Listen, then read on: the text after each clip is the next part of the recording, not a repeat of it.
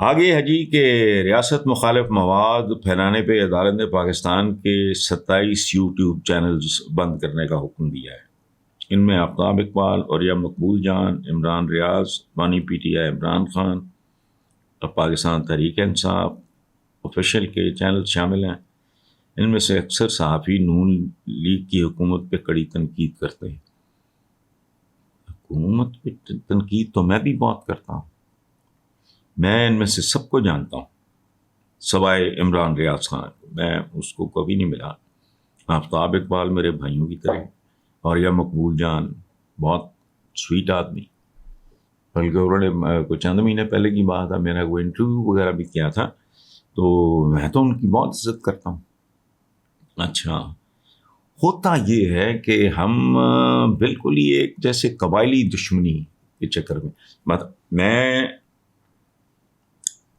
میں نے عرض کیا نا کہ نون لیگ کی حکومت میں بھی کڑی تنقید کرتا ہوں، لیکن ابھی جو بات میں پچھلے 2 سوالوں کے جواب میں نے کہی کہ اعتدال اور میانہ روی کے ساتھ ہم بہکے ہوئے ہو سکتے ہیں، بھٹکے ہوئے ہو سکتے ہیں، ہم ایک کشتی کے سوار ہیں، اس کشتی کا نام ہے پاکستان۔ اس میں بہت چھید پہلے سے موجود ہیں، ان چھیدوں میں اضافہ نہ کریں، وہ جو ایک ٹرائبل وار ہوتی ہے وہ نہ کریں۔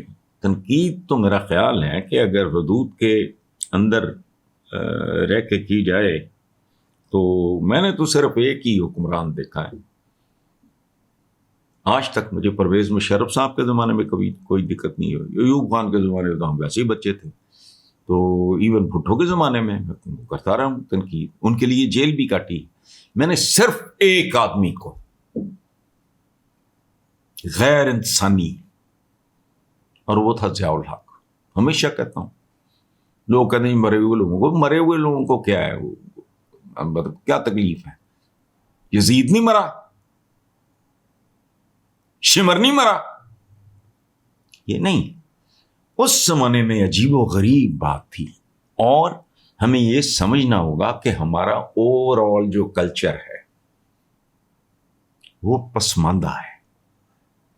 ہم ثقافتی طور پہ، ایک معاشرے کے طور پہ، اخلاقی طور پہ بہت پسماندہ لوگ ہیں۔ یہاں تو اقبال کا شعر سینسر ہوتا ہے، مجھے پی ٹی وی پہ چلا کے دکھاؤ، جس کھیت سے دہقاں کو میسر نہ ہو روزی، اس کھیت کے ہر خوشہ گندم کو جلا دو۔ اس سے بڑی بغاوت کیا ہو سکتی ہے؟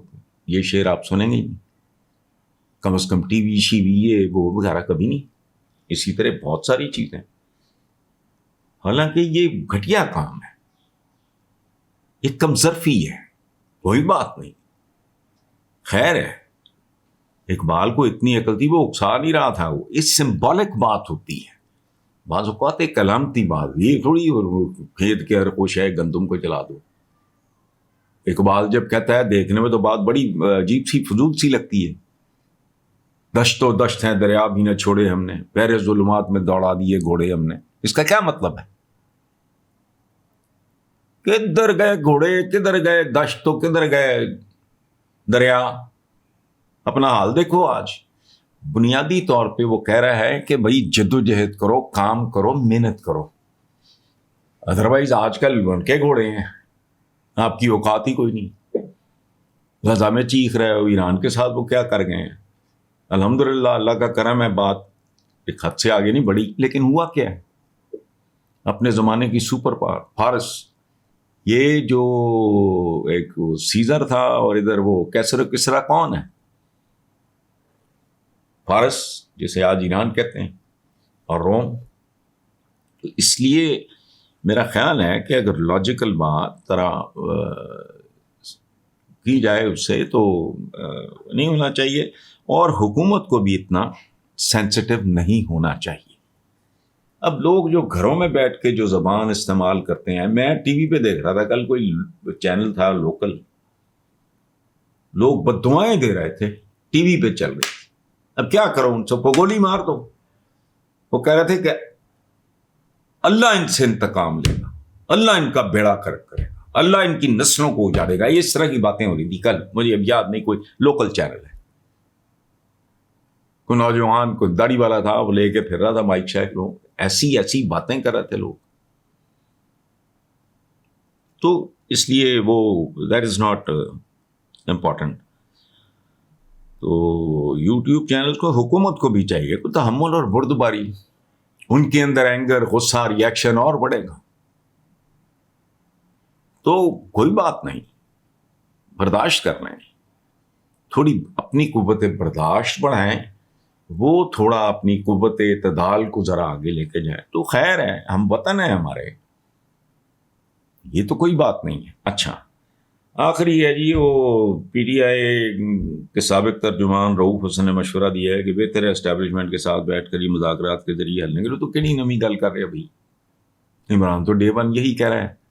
کچھ لوگ اعتراض کر رہے ہیں, حالانکہ وہ اعتراض فضول ہیں. ان کی اوقات کیا ہے؟ ان کے چہروں پہ لکھا ہوا ہے آئی ایم سوری. ہر بندے کے چہرے پہ لکھا ہوا آئی ایم سوری, میں معافی چاہتا ہوں. پتہ ہے ان کو اندر سے یہ فیک ہیں, ان کی کوئی جڑیں نہیں ہیں, اور انجام دیکھ لینا آج نہیں تو کل.